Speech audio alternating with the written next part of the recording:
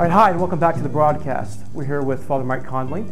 What is the tension really between people that feel that shipping jobs overseas hurts the American economy versus a bigger picture that might say that it's not hurting, but it's helping the world economy? Yeah. What are the different issues going on there, different sides? I suppose, you know, you can call it a sweatshop, and it probably is by our Western standards, but nevertheless, it is a step up, like, you know, it's their first step into development of some kind or other. Is it an improvement in that situation? It's an improvement of their current living situation? Yes, definitely, in this particular case. Now, you could also, I certainly, and most of us would agree, that some of these sweatshops, more in the past than right now, have been really violating human rights. Like, you know, there have been such long conditions of work, such hard conditions, and very little pay, and terrible housing, and all kinds of violations of just basic human rights.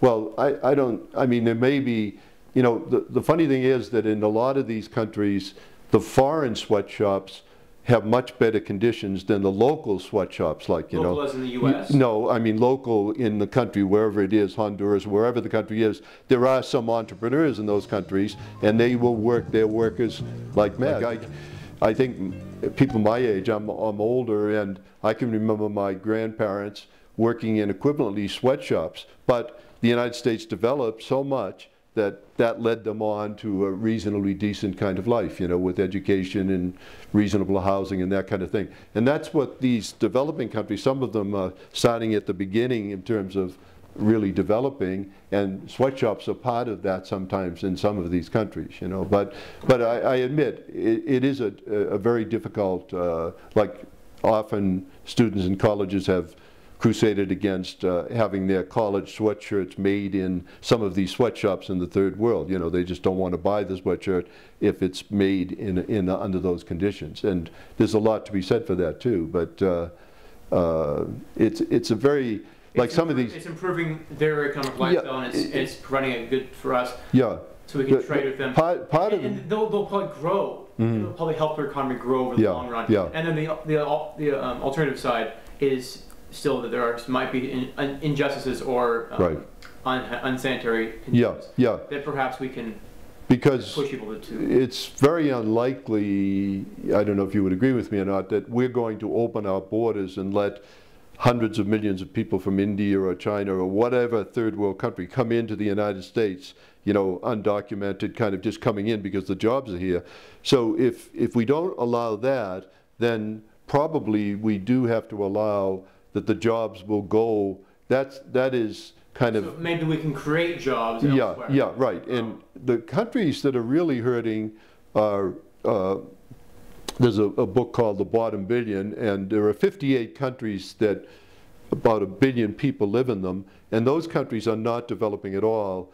And about 70% of those countries are in Africa. So this idea of globalization, it's just bypassed Africa. Africa, until very recently, it's changing now, but Africa has nothing to offer. Like, you know, the people are not going to locate a company in Africa, whereas they will locate one in any other parts of the third world, in Latin America, Central America, in China and India and many other places, like, you know, but they're not going to do it in Africa. Now that's beginning to change. So the debate is between whether outsourcing to sweatshops improves their economies and can improve a global economy versus whether it extorts them in their poverty and exploits them and that kind of thing. And doesn't improve them right away. It does improve them right away, you're saying. So the issue is just about whether the companies that go in there can be what? Be more humane? Yeah, certainly that would be, you know, humane to Western standards at least. Yeah, right. Okay. And already in general, the foreign companies that come in are a little bit more humane than, say, the local sweatshops that are built up there. But nevertheless, you have to keep in mind that always, you know, capitalism is always looking for cheaper ways of making goods and selling them and that kind of thing. So they sort of scour the world. The point that I was trying to make before is that despite that, they haven't really begun to exploit. Africa is really the last place where you have a lot of resources that remain to be exploited.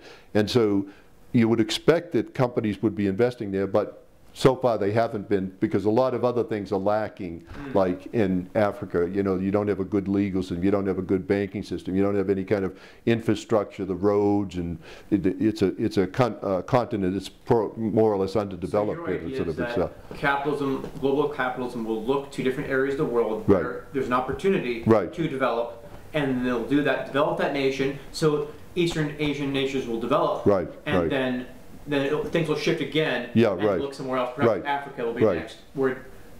That's the general theory, I think. And you can, almost what I'm going to talk about today in class a little bit is it is beginning to happen in Africa, and many African entrepreneurs, and a lot of them are expatriates, people that worked in the Peace Corps and that kind of thing, beginning to sort of open up the opportunities for business in Africa, like, you know, and Rwanda, which had that terrible genocide, maybe 1 million people killed overall, now is one of the most thriving countries in Africa because the new government has kind of focused on this idea of developing the country and everything, you know. So, Professor Mike Conley, thank you very much. This was a pleasure, and hope to have this conversation again with you. Good. Thanks a lot. My pleasure. Great. Thank you.